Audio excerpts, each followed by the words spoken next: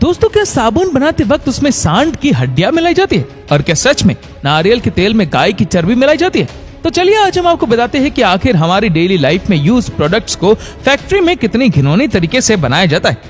तो दोस्तों, सबसे पहले बात करते हैं नारियल का तेल बनाने की।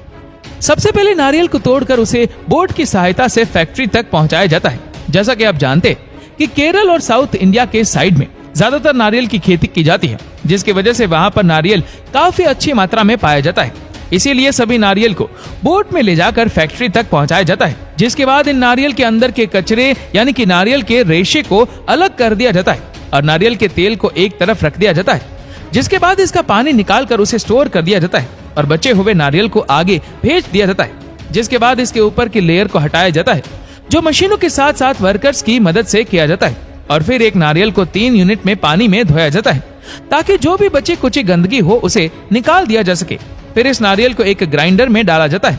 और फिर उसका एक गीला पेस्ट बनाया जाता है, या फिर यूं कह ले कि एक गीला पाउडर बनाया जाता है। उसके बाद उस गीले पेस्ट को कंप्रेसर की मदद से कंप्रेस किया जाता है और नारियल के अंदर से उसका दूध निकाला जाता है, जिसके बाद ड्राई नारियल को पेस्चराइज किया जाता है और उसके अंदर से तेल को निकाला जाता है। फिर इस तेल को यूरोपियन फिल्टर से निकालकर छोटे छोटे बॉक्सेस में पैक किया जाता है और फिर इसे आगे मार्केट में पैक करके बेचने के लिए भेज दिया जाता है। और कुछ इस तरीके से आपके इस फेवरेट तेल को बनाया जाता है।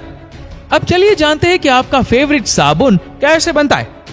आपको बता दें कि ये सबसे पहले साबुन बनाने के लिए कास्टेड सोडे के साथ नेचुरल फैट को मिलाया जाता है और उसके बाद इसके अंदर सेंट मिलाया जाता है और फिर उबलते हुए पानी के साथ इस मिक्सचर को मिक्स कर दिया जाता है और लगभग 18 मिनट तक मिक्स करने के बाद ये पेस्ट थोड़ा गाढ़ा यानी कि थिक हो जाता है, जिसके बाद प्रेशर की मदद से छोटे छोटे हॉल के जरिए इस मिक्सचर को कन्वेयर बेल्ट की मदद से आगे भेज दिया जाता है और कन्वेयर बेल्ट से जाने पर यह मिक्सचर और भी गाढ़ा होने लगता है, जिसके बाद इस पेस्ट को या फिर कहे इस मिक्सचर को प्रेशर रोलर की मदद से गुजारा जाता है। यानी कि इस पेस्ट को प्रेशर रोलर की मदद से इस मिक्सचर को आगे गुजारना होता है और फिर ये पतली पतली रिबन में कन्वर्ट हो जाता है, जिसके बाद ये पतले पतले रिबन आगे ग्राइंडर में छोटे छोटे पीसेस में बदल जाते हैं और उन्हें छोटे छोटे पीस में काट दिया जाता है,